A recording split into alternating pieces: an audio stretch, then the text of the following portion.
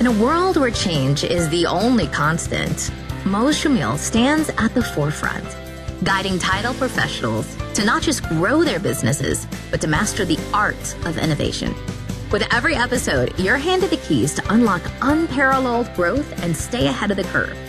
Get ready for a transformative journey.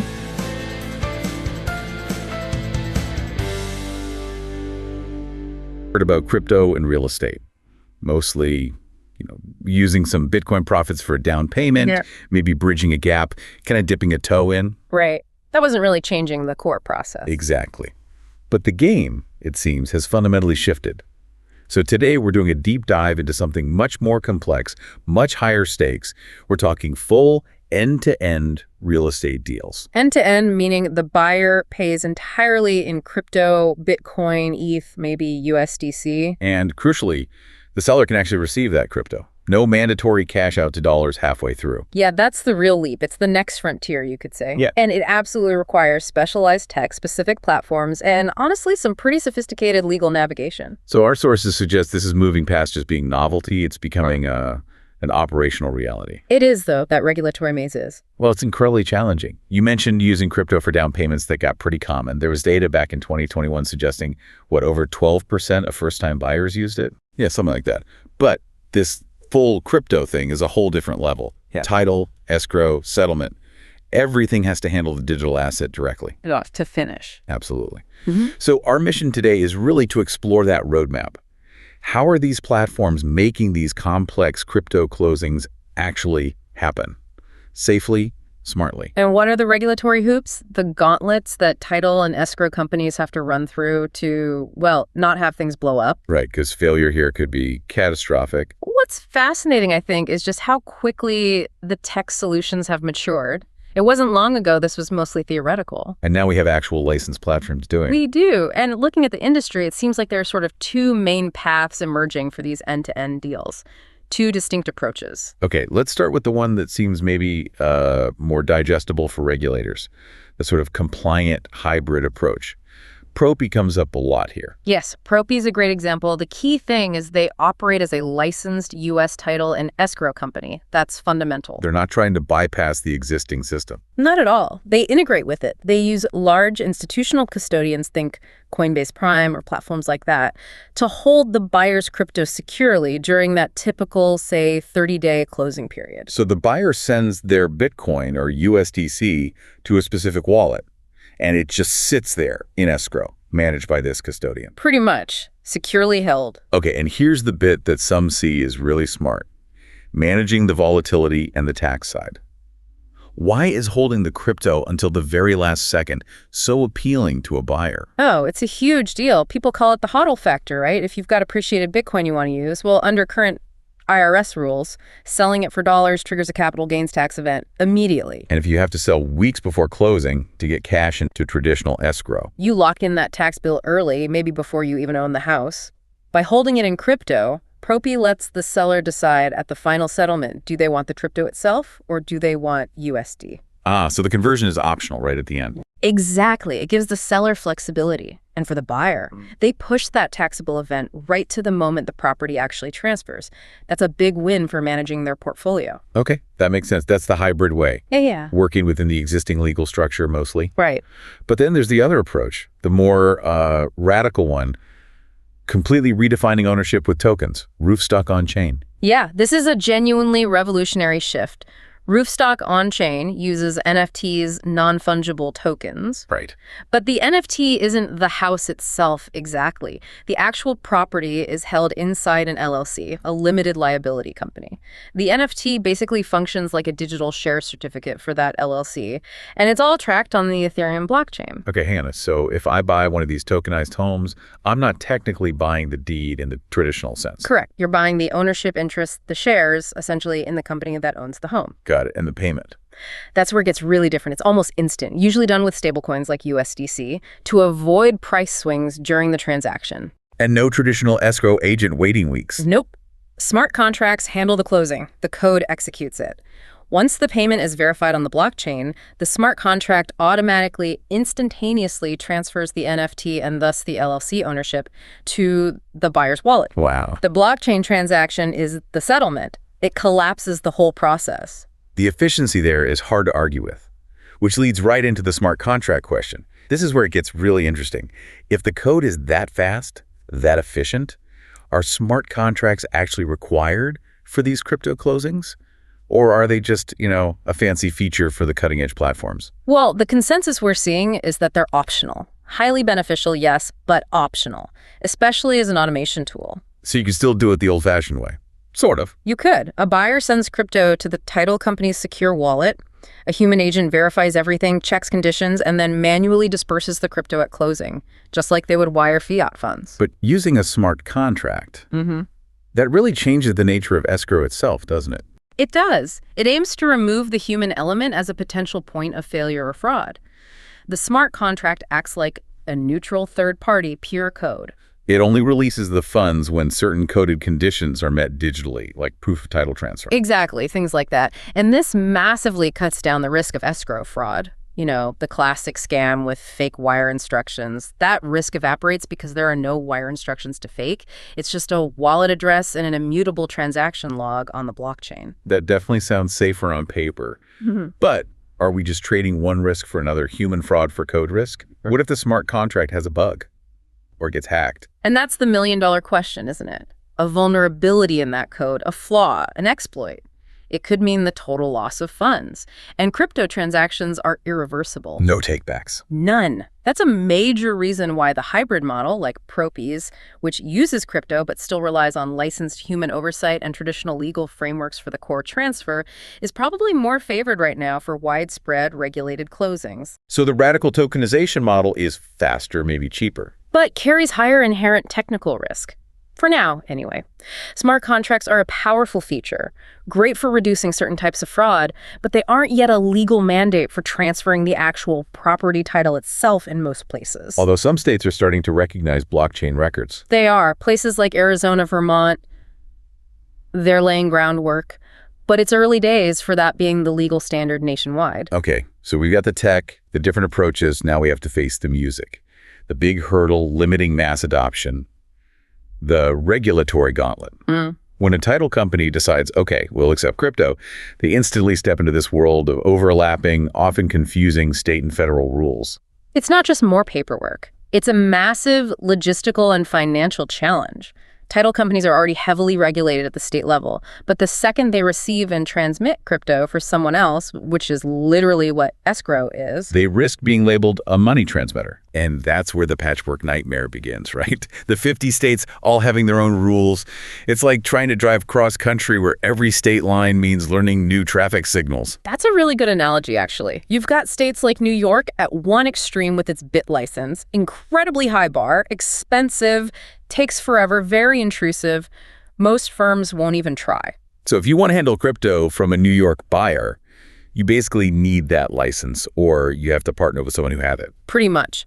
But then you swing the other way. You have states actively trying to attract crypto business. Like Wyoming. Right. Wyoming specifically exempted virtual currency from its Money Transmitter Act altogether. Texas gave guidance suggesting that pure crypto-to-crypto deals where no dollars are involved directly in the transmission might not trigger their rules. It creates huge uncertainty. And California is working on something new, too. Yes, the DFPI is developing a digital financial assets law, expected around 2025, which will almost certainly require some form of license for digital asset business activity, including escrow-like functions. It's constantly shifting. And floating above all this state-level chaos is the federal government.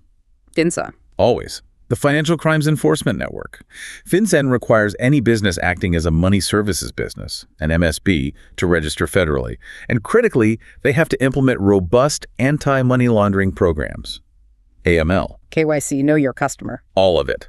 So the safest play for any title company venturing into this, treat every crypto escrow deal with the rigor of a major bank. Intense due diligence, KYC, transaction monitoring. Okay, that's money transmission. What about the specific state escrow laws? That's another layer. It is. Traditionally, escrow laws demand that client funds be held in a trust account at a bank, often an FDIC-insured bank. But crypto isn't held at a bank, by definition. Exactly. So how does a title firm meet its fiduciary duty, its legal obligation to protect client funds, when those funds are sitting in a crypto wallet outside the traditional banking system? Big question. Huge. Firms have to be incredibly transparent about how the crypto is held. Are they using secure cold storage, multi-signature wallets, an institutional custodian? And they often need specialized surety bonds or insurance policies that specifically cover crypto risks, theft, hacks, even potentially value fluctuations. And you mentioned California earlier. They've explicitly warned about unlicensed cryptocurrency escrow sites popping up too. Yes, you absolutely must be a properly licensed escrow agent in the relevant state to handle the real estate closing itself, regardless of the payment method. Makes sense. And within the actual purchase contract, clarity is king, especially with volatile assets like Bitcoin. Oh, absolutely critical. This is where deals can fall apart if it's not crystal clear. Does the contract state the price as, say, exactly 10 Bitcoin? Or is the price fixed in US dollars and the amount of crypto needed is calculated based on the exchange rate at the time of closing? Which is more common. Overwhelmingly, the standard practice is pegging the price to USD. It protects both sides from wild crypto price swings between signing the contract and the actual closing day. Right. Avoid someone suddenly owing way more or receiving way less in real value terms. Precisely. Okay. Final regulatory piece. The IRS tax reporting. This falls heavily on the closing agent too, right? It does. The federal government is definitely watching these transactions. The IRS actually broadened the legal definition of cash for reporting purposes to include digital assets, specifically for that Form 8300. That's the one for reporting cash transactions over $10,000. Correct. Now, the specific enforcement date for crypto reporting on that particular form got delayed by the IRS in early 2024 guidance, but the writing is on the wall. Closing agents need to be prepared for that requirement to kick in. And even without that specific form requirement being active right now, they still have other IRS duties, like the 1099-S. Absolutely. The closing agent is generally responsible for filing Form 1099-S, reporting the gross proceeds from the sale. And they have to report that amount in its US dollar equivalent value at the time of closing. Okay. But maybe the most important tax point, especially for you listening, is the buyer's own liability. Yes. This is crucial for buyers to understand. When you use appreciated crypto, Bitcoin, Ethereum, whatever, to buy property, the IRS views that as if you sold the crypto for its current fair market value at that moment. So you owe capital gains tax. You owe capital gains tax on the difference between what you originally paid for the crypto and its value when you used it to buy the house. It's a separate taxable event from the property purchase itself. Buyers really need to talk to their tax advisor about this before the deal. Good advice. And all this ties back to the bigger concern about money laundering, doesn't it? Crypto's potential anonymity. Makes due diligence on the source of funds more critical than ever. Real estate is already a known target for illicit finance. So title firms need strong KYC. Know your customer. Absolutely. They need robust KYC procedures. They need to try and trace the crypto's origin, understand where it came from, and critically screen all the wallet addresses involved against government sanctions lists, like the OFAC list. And FinCEN is signaling more scrutiny on all cash deals generally, including crypto. They've made it very clear. They intend to tighten regulations around all cash real estate transactions, and they explicitly include crypto in that category specifically to combat money laundering. The bar for due diligence is only going up. Okay, wow. So let's try and pull this together. What does all this mean for a title company, or maybe even a buyer or seller thinking about this? We've seen the cool tech, the platforms, and the, frankly, terrifying compliance hurdles. Let's weigh the trade-offs. Okay. On the plus side, the big one is market access. You open your doors to this rapidly growing pool of crypto-rich individuals and funds. It's a whole new client base looking to diversify digital wealth into tangible assets. That's a big potential upside. And then there's speed, efficiency. Huge advantage.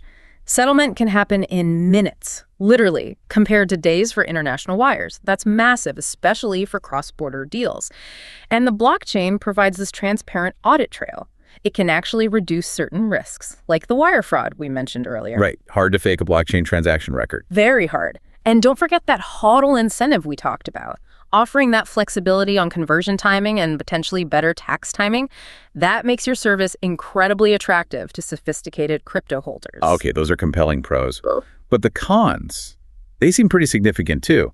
Volatility is the obvious one. If a firm holds Bitcoin or Ether, even for a short time, they take on enormous fiduciary risk. What if the price crashes between receiving it and closing? If the contract isn't absolutely airtight about who bears that risk, the title company could be on the hook for a massive shortfall. That sounds like a nightmare. It could be. And then there's the compliance burden. It's arguably the biggest drag right now. The cost, The complexity. Needing specialized lawyers who understand crypto and state regulations across potentially dozens of states, building out those complex AML and KYC systems, the cost can easily swamp the revenue you might make from the relatively small number of full crypto deals happening today. So it's an investment in the future, but an expensive one right now.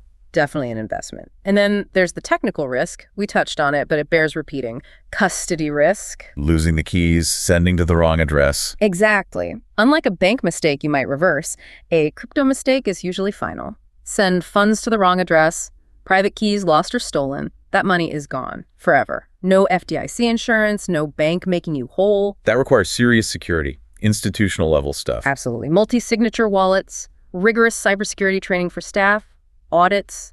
You can't afford a single careless typo. The potential loss is catastrophic. And realistically, adoption is still limited, right? Many sellers just want dollars. That's true. It's still niche. The number of deals where both buyer and seller want to transact purely in crypto is still relatively small compared to the overall market.